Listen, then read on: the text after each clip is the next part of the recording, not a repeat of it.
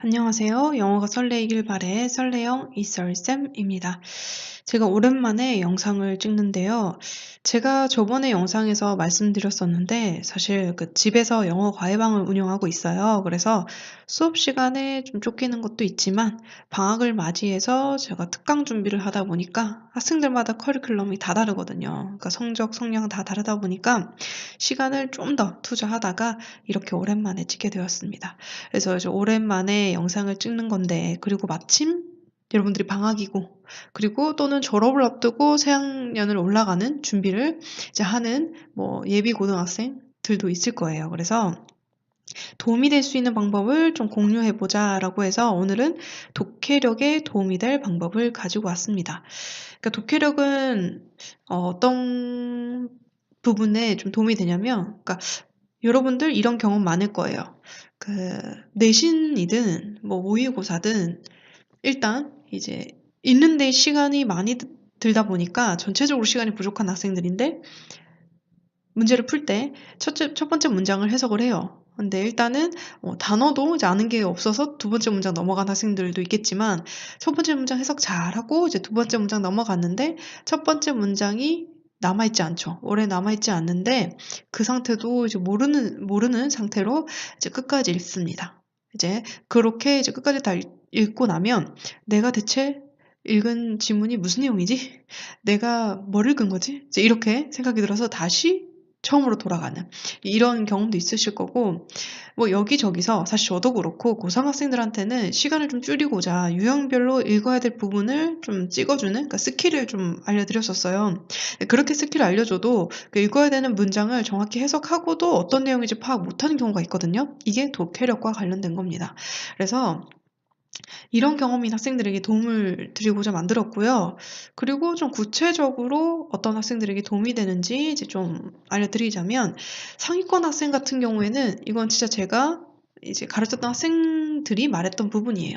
한 문장 한 문장 해석은 완벽하게 하는데 전체적으로 무슨 내용인지 이해가 부족하다. 그래서 결국엔 답을 고를 때 고민을 많이 하게 된다. 이거죠. 그러니까 헷갈리는 이제 미끼로 던져준 그 정답을 이제 고르는, 그러니까 이건 오답인데, 그러니까 그게 정답인 줄 알고 고르는 이런 상황이 계속 발생하니까 고민 상담을 하는 학생들이 있었는데, 이제 오늘 말씀드릴 방법으로 효과를 좀 봤고요. 하위권 학생들은 내가 좀 한 문장 읽기도 힘든데 무슨 독해력이야 할 수 있는데, 사실 단어 문법 구조 분석을 하는 데는 시간이 해결을 다 해줄 거예요.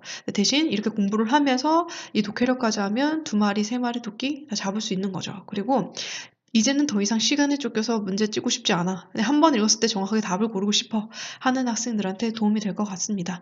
자, 오늘 알려드리는 방법은 연습을 충분히 하셔야 되고, 연습할 땐 시간이 오래 걸려요. 하지만 실전에 적용할 때에는 우리 사고의 전환이라는 것은 굉장히 빨리 일어납니다. 그러니까 적용할 때는 굉장히 빨리 적용할 수 있고, 연습이 충분히 했을 때는요, 적용 빨리 할 수 있으니까 걱정하지 마시고 오늘 방법을 본인한테 맞다 싶으면 충분히 활용하시길 바라고요. 신의 한 수라고는 말을 못하겠어요. 왜냐면 많은 학생들을 했을 때 효과가 괜찮았던 방법이었습니다. 그래서 본인한테 맞다 그러면 좀 열심히 좀 활용하시길 바라요. 이제 방학이니까 시간도 충분하잖아요. 그래서 적극 활용하시길 바라겠습니다. 이제 첫 번째 방법은요, 한 문장씩 내용을 정리하며 독해하기입니다. 이렇다고 해서 한 문장을 읽고 나서 또다시 정리하면서 읽으라 이 얘기는 아니고, 한 번 읽을 때 그 문장을 내용을 정리할 수 있는 능력이 필요한 거죠. 이게 독해력인데, 이때에 곱씹으면서 독해를 해야 됩니다. 이때 중요한 것은 키워드에 집중하는 것인데요. 제가 어려운 지문 하나, 그리고 조금은 쉬운 지문 하나로 본인이 연습할 때 어떻게 이제 할 수 있는지를 보여드리겠습니다. 그러니까 연습하는 것처럼 보여드릴게요. 자, 첫 번째 지문입니다. 첫 번째 지문은 2019학년도 수학능력평가 짝수형 23번 지문인데요. 주제 문제인데도 불구하고 3점이죠. 그래서 좀 어려워요. 그래서 한 문장 한 문장씩 뒤똑짓기 하면서 어떻게 그 사고의 전환을 하는지를 보여드리겠습니다. 일단 첫 번째 문장 들어갈게요. 뒤똑짓기 합니다. 우리는 주장한다. 뭐를 주장할지를 대절이 알려주고 있습니다. 굉장히 길어요. 그렇기 때문에 이 주장하는 내용이 중요한 거예요. 뭘 주장하는지. 또 윤리적 원칙이, 정의의 윤리적 원칙이 제공한다는 것을 근본적인 기초를, 뭐에 대한? 정책에 대한. 어떤 정책? 보호하기 위한. 뭐를 보호하냐? 태어나지 않은 세대와 그리고 가장 가난한, 더 EST 보이시죠? 가장 가난한 나라들을 위한. 뭐로부터? 기후변화로부터 라고 했어요. 지금 틱톡찍기 했는데 머릿속에 정의의 윤리적 원칙, 그 윤리적 원칙이 기후변화로부터 아직 태어나지 않은 세대의 가난한 나라를 보호한다 라는 키워드가 머리에 박혔으면 중요합니다. 이게 굉장히 중요한 거예요. 잘한 겁니다. 그렇지만 첫 번째 문장 정리를 해볼게요.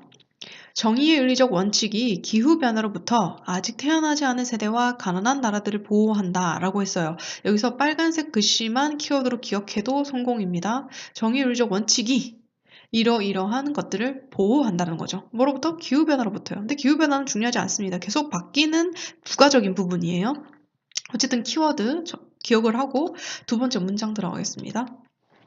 연결된 문제들이 발생한다 라는 건데 관련한 문제들이겠죠.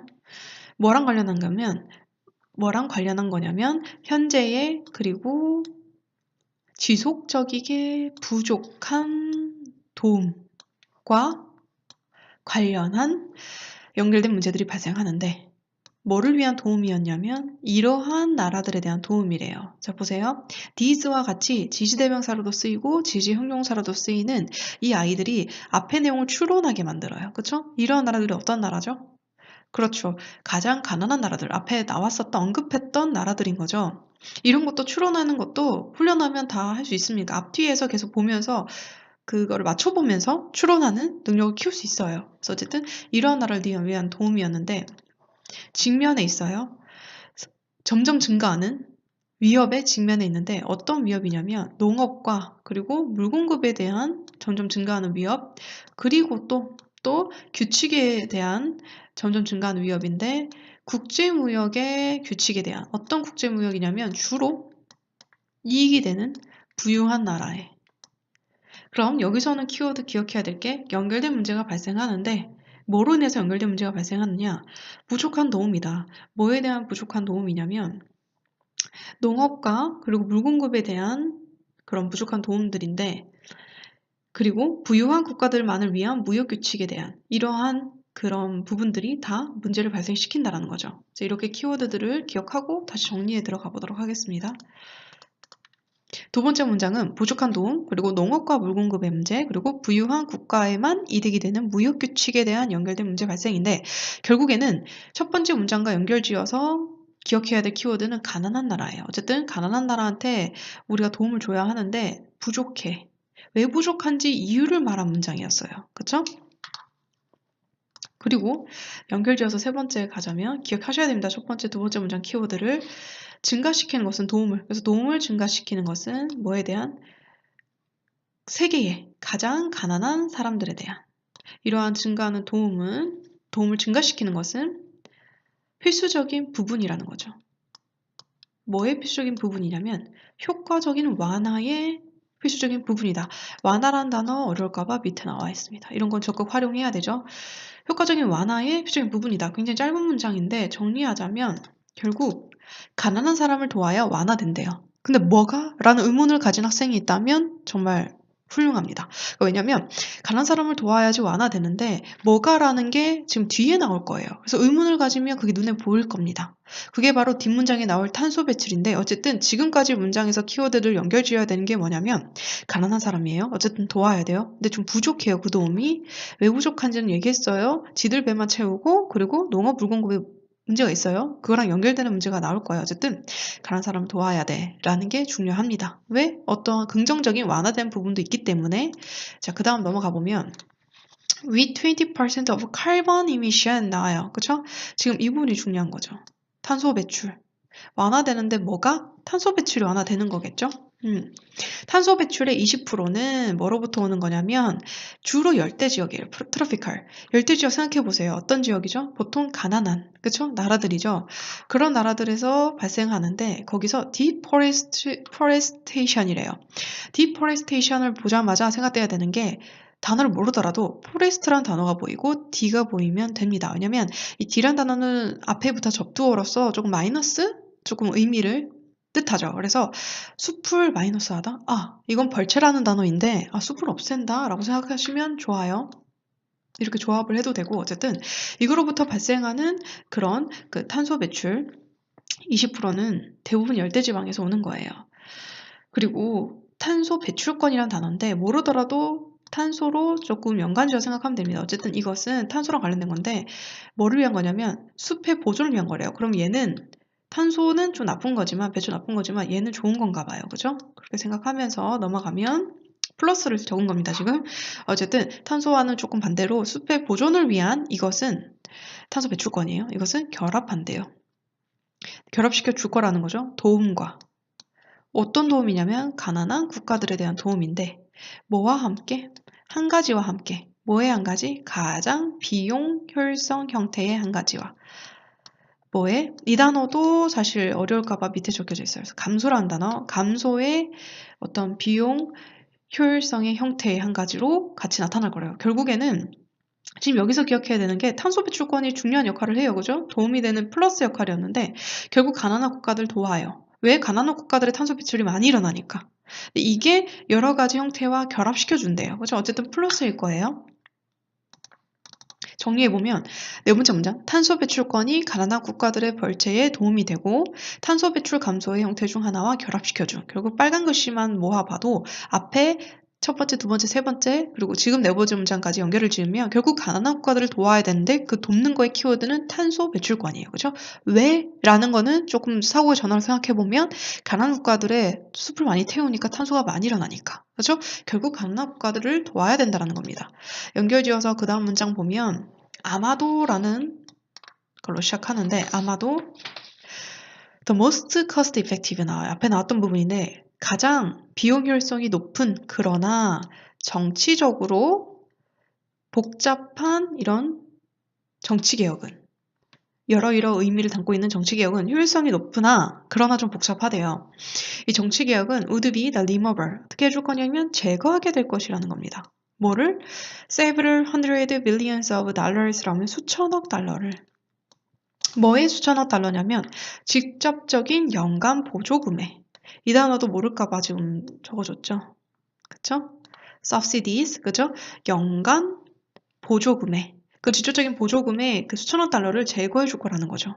계속 아까 전 탄소 배출권 플러스였으니까 이 탄소 배출권에 관련한 policy reform 같은 경우도 이 정치개혁도 이러이러한 부분 담고 있지만 어쨌든 제거를 해줄 거래요. 근데 이 보조금이 뭐로부터 오는 거냐면 두 가지의 가장 큰 수혜 분야인 부분에서 오는데 이게 OECD에서 그렇게 오는 부분이래요. 이 하이픈이 설명을 해줍니다. 다시 하이픈은 추가 설명이에요. 이 두 가지 부분이 뭔지 Destructive Industrial Agriculture and Fossil Fuels라고 했어요. 결국 파괴적인 산업화 농업과 그리고 화석연료입니다. 그러니까 그 부분에 차지하는 수천억 달러를 제거해 줄 거라는 거죠. 결국 키워드를 기억하자면 정치개혁이 연간 보조금 제거해줘요. 근데 어떤 연간 보조금이었냐면 아까 말했던 두 가지에 대한 OECD의 연간 보조금인 거죠. 정리해보면 정치개혁이 연간보조금을 제거해준다. 이 연간보조금은 아까 방금 봤던 OECD의 파괴적인 산업화 농업과 화석연료 분야의 연간보조금이다. 이걸 제거해주는 게 정치개혁이다. 지금까지 내용을 또 사고전환 어떻게 일어나야 되냐면 가난한 나라 도와야 돼. 근데 잘 못 돕고 있어. 근데 진짜 도와야 되냐면 탄소 배출권, 탄소를 좀 뭔가 도움을 주면서 우리가 도와줘야 해. 근데 이렇게 도와주는 게 정치개혁인데 정치개혁이 연간보조금도 제거해준다네? 라고 하면서 사고의 전환이 이루어져야 돼요. 자, 그 다음 마지막 문장을 보면 뭐뭐조차죠. 작은 양조차, 뭐에 이러한 돈의 이 작은 양조차 뭐 해주냐면 가속화하게 될 것이라는 거예요. 가속화해준다는 거죠. 뭐를? 이미 급격한 속도의, 그죠? 뭐에 대한 급격한 속도냐면 기술적 진보에, 그리고 투자의 어떠한 급격한 그런 속도를 가속화해줄 거라는 거죠. 뭐에 있어서? 재생 가능한 에너지에 있어서 많은 분야에 뿐만 아니라 또 뭐 해준다고요? 또 중요한 부분을 또 해주는데 촉진하기도 해준대요. 그러니까 뭔가를 장려, 격려, 촉진도 해준대요. 뭐를? 어떠한 근본적인 변화를. 우리 스위치 누르죠? 전기 그거 바꾸려고, 그죠? 킬라고, 그래서 스위치입니다. 근본적인 변화를 촉진하려고, 그리고 to conservation agriculture라고 했어요. 또 보존 농업에 어떤 보존하는 농업에 대한 그런 필수적인 근본적인 변화를 촉진해준대요. 두 가지예요. 그걸 돈을 이렇게 제거할 수 있는데 그 돈이 작지만 이러이러한 변화를 준다라는 거죠. 그래서 지금 봐야 될 키워드는 적은 양의 돈도 기술적인 진보 그리고 재생 가능한 에너지 그리고 보존 농업 변화에 촉진을 준다라는 건데 정리해보면 적은 양의 돈이 이러이러한 거를 촉진해준다. 방금 말한 내용이에요. 네, 지금까지 사고 전에 어떻게 일어나야 돼요? 가난한 나라 도와야 돼. 잘 못 돕고 있어서. 근데 결국 진짜 도우려면 탄소 배출권을 그죠? 도움을 줘야 되는데 탄소 배출권을 정치개혁과 연관지어서 정치개혁을 하게 되면 여러 장점이 있다. 결국에는 이러한 방법들을 통해서 가난한 나라를 도와야 된다라는 거예요. 키워드만으로도 지금 사고 전환을 하니까 바로 원하는 답을 찾을 수 있다라는 거죠. 그게 바로 답이었습니다. 이 지문에. 그래서 좀 내용이 어려운 학생들을 위해서 그리고 지금 사고의 전환이 어떻게 깔끔하게 이루어져야 되는지를 좀 보여드리자면 개혁 필요가 일단 중요하다는 거예요. 키워드가. 누구를 위해서? 가난한 나라를 위해서. 그래서 왜 필요한지 장점이 있으니까 가난한 나라를 돕는 데 있어서 장점이 많으니까 어떻게? 산업화 농업을 보존 농업으로 바꾸면서 화석연료 사용을 줄이면서 이게 조금 부가적인 부분인 거죠. 결국 키워드는 장점이 있으니까 가난한 나라를 돕는데 개혁이 필요해 라는 겁니다. 이렇게 간단해요. 그런데 너무 부가적으로 붙는 부분들이 많죠. 우리가 배우는 구절 이런 애들 그리고 전치사들 그리고 접속사들 이런 것들 때문에 좀 어렵게 좀 해석할 때 어려운 부분들이 많이 붙으니까 복잡해지는데 사실 키워드만으로 이제 기억하려고 노력하는 이 사고의 전환 이런 방식만으로도 문제를 풀 수 있어요. 연습 시간 좀 많이 필요하겠죠? 이번에는 조금 쉬운 질문을 가지고 왔어요. 2017년 고3 9월 모의고사인데요. 이것도 23번 질문입니다. 가볼게요. 뭐뭐 할 때죠. 왼절이 앞에 나와서 뭐뭐 할 때란 부사절인데 고객들이 소비자들이죠. 부족할 때 뭐가 부족할 때? 적절한 정보가 부족할 때. 어떤 정보냐면 make choice, 선택할.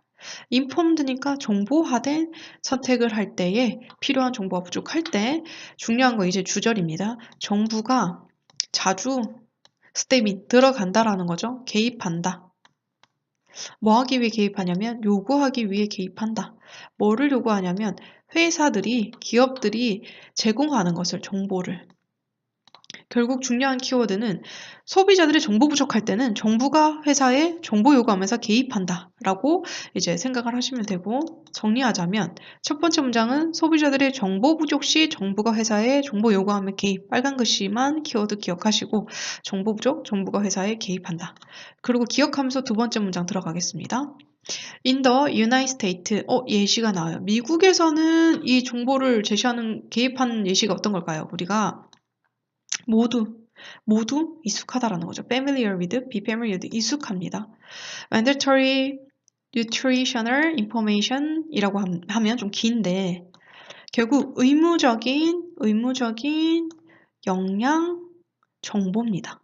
영양적인 정보인데 이것을 placed on, 비치해 두고 또 놓아주는데요. 어디에 놓아주냐면 푸드 프로덕트, 식료품에 놓아줘. 그러니까 결국 식료품에 이 영양 정보를 기입을 하는 거죠. 표기해 주는 거죠. 그래서 여기서 키워드는 미국의 예시면서 식료품에 영양 정보를 주는 미국인 거죠. 그래서 정리를 하면 미국의 예시, 식료품이 영양 정보예요. 그렇죠? 기억할 거는 첫 번째 문장에서 정부가 개입을 해서 우리한테 정보를 준대요. 그 정보를 주는 예시가 미국의 예시인 거고 기억하시면 되고 그 다음 문장은 The Securities and Exchange Commission이란 단어인데 사실 이거 다 증권거래위원회인데 모르더라도 어떠한 A단체가 있다고 보시면 됩니다.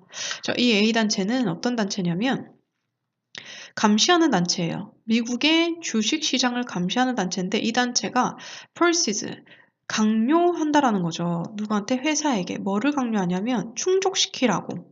뭐를 충족시키냐면 특정한 보고 요건을 충족시키라고. 뭐 하기 전에 그들의 주식을 can be listed, 등록하기 전에 on exchange, 어디에? 거래소에 등록하기 전에 such as 뭐와 같은? 뉴욕 스톡 익스체인지라면 뉴욕 증권 거래소와 같은. 결국에는 아까 전에는 그 정부가 개입하는데 어떤 정보를 제공하는데 개입하는 거고 또 다른 예시인데 이거는 증권거래위원회라는 어떤 A 단체가 나와요. 이 단체가 정부 개입의 한 또 예시인 거죠. 근데 이 예시로 이 사람들은 회사한테 주식 등록하기 전에 거래소에 좀 보고 있고 충족하라고 한다. 그래서 지금 기억해야 될 키워드는 증권거래위원회의 역할, 회사에게 보고 요건 충족하라고 강요하는구나. 기억하시고 정리하자면 증권거래위원회 그리고 보고 요건 충족 강요 이렇게 보시면 됩니다. 그럼 지금까지 사고 전환은 처음에 정보가 부족할 때 정부가 개입하는구나. 그것에 대한 미국의 예시 있었고 그 다음은 또 증권거래위원회라는 어떤 단체 예시를 두는구나 라고 이제 사고 전환하고 다시 들어간다면 그러한 보고는 도와줘요. 뭐를 도와주냐면 이거 오형식입니다. 어떤 학생들은 헬프디의 동사 원형으로 알고 있는 학생들이 있는데 이거는 오형식의 준사역 동사인 헬프를 쓰면 목적 보호 자리에 동사 이제 원형 들어가는 그 형태를 보여주는 건데 어쨌든 해석은 지금 동사 나온 데도 불구하고 또 동사 나오죠. 그렇지만 도와준다 이렇게 동사하는 것을 도와준다 이렇게 해석하면 돼요. 그래서 그러한 보고는 돕습니다. 보장하는 것을 돕는데 뭘 보장하는 걸 돕냐면 어떠한 개인 투자자들이 가지도록 도움을 줍니다. 믿을 만한 그러니까 확실한 정보를 가진 데 도움을 주죠. 뭐 하는 데 있어서 그러냐면 to base 기반하는 데 있어서 그들의 투자 결정에 기반하는 데 있어서의 확실한 정보를 가지도록 도와주는 거죠. 그러니까 지금 방금 말했던 그 단체가 도와주는 부분이 여기에 영향을 끼치는 거예요. 그래서 결국 여기서의 키워드는 회사의 그런 보고가 개인 투자자들의 결정에 도움 준다. 이 정도 기억하고 정리해보자면 회사의 보고가 개인 투자자들의 도움이 된다라는 겁니다. 그래서 첫 번째, 두 번째, 세 번째, 네 번째 문장까지 사고의 전환은 정보가 부족할 때 이제 정부가 개입해서 도와주는데 처음에는 그냥 소비자들, 두 번째는 어떤 예시냐면 진짜 투자하는 개인 투자자들에 대해서 도움이 주는 예시였고요. 이렇게 사고의 전환이 이루어져야 되고요. 그 다음은 또 가자면 하지만 자주 이러한 규제는 do not work, 작동하지 않는다는 거죠. 어떻게? 적절하게 작동 안 해요. 뭐처럼? 이런 회사가 run이라는 이런 회사의 사건이 보여주는 것처럼 2001년에 분명하게 illustrate라고 했어요. illustrate 시사하다 보여주다는 거거든요. 그래서 제가 해석을 해버렸는데 분명하게 시사하는 것처럼이라 했어요. 예시를 통해서 그러다가 나왔으면 반전이에요. 그래서 지금까지는 도움되는 얘기였는데 또 뭔가 부작용이 있었죠. 부작용이 나오는 거죠. 그래서 지금 문장의 키워드는 어떤 회사의 예로 규제 작동 잘 안 되는 것 보여줌이라고 보시면 되고 정리하자면 이 회사의 예가 규제 작동이 잘 안 되는 점 시사 이렇게 정리하시고 사고의 전환은 우리 소비자들이 정보 부족해. 정부가 개입해서 도움을 줘. 그게 예시가 그냥 상품에 기입된 거 미국의 예시 줬지만 그 다음에는 다른 투자자들한테 정보를 주는 예시를 들었어. 그런데 부작용이 있대. 이렇게 생각하시면 되고 그 다음 들어가 보자면 더 오일 트레이딩 컴퍼니 회사래요. 이 회사의 구체적인 역할을 얘기해주면서 이 회사가 헤드 쿡트 요리하다죠. 여기에서는 뭐라고 쓰였냐면 조작한 걸로 나와요. 뭐를 조작했냐면 이츠북스 그러니까 그들의 장부죠. 그래서 이츠도 우리가 아까 추론한 것처럼 이렇게 추론해야 돼요. 얘가 뜻하는 것은 앞에 나온 회사구나. 회사의 자신들의 장부를 조작했는데 뭐 하기 위해서? overstate, 과장하기 위해서. 뭐를? 또 그들의 그런 수익성을 과장하기 위해서. 어디에? 법에 규정된 보고서에 다가 그렇게 조작을 한 거죠. 그러니까 결국 이 어떤 사건인지를 보여주는 건데 장부 조작이에요. 장부 조작이 키워드고 어쨌든 이 회사의 예시가 계속 이어지면서 부작용이 결국 장부 조작이었다. 정부가 개입하니까 그 보고서를 작성하라고 보고서 자체를 조작하는 거죠. 그래서 마지막 그래서 one outcome 그래서 한 가지 결과는 이 회사의 이 단어도 어려우니까 적어뒀어요. 활용해서 계속해서 일어나는 재정적인 붕괴의 그런 한 가지 결과는 뭐였냐면요. 도입이었어요. 뭐의 도입? 새로운 규제의 도입. 이 규제가 어떤 건지 디자인드 설계되어진 이라고 하면서 설명해줘요. 설계되어졌는데 뭐 하기 위해서 설계되어졌냐면 설계되어졌는데 뭐 하기 위해서? 개선하기 위해서, 향상시키기 위해서 뭐의 신뢰성? 그런 정보의 신뢰성. 어떤 정보? 회사가 반드시 제공해야 하는 정보. 누구에게? 대중들에게.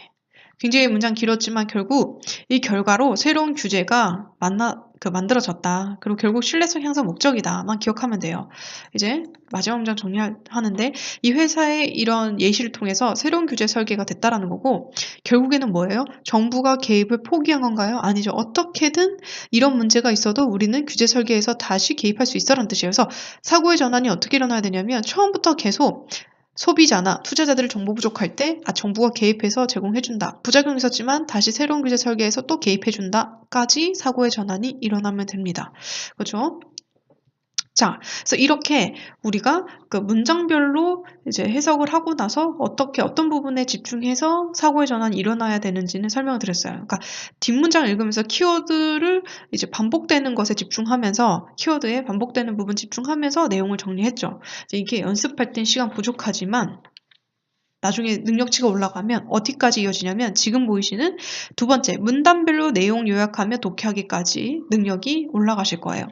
문단별은 왜 그 능력치를 키워야지 되는 거냐면 내용이 보여야 내용이 제대로 무슨 키워드를 얘기하는지 보여야 그 키워드별로 묶어서 공통적으로 묶는 게 문단이잖아요. 같은 얘기를 하는 것끼리 묶는 것. 그래서 이게 아까 말씀드렸던 첫 번째 그 능력치를 올려야지 되는 부분인 거죠.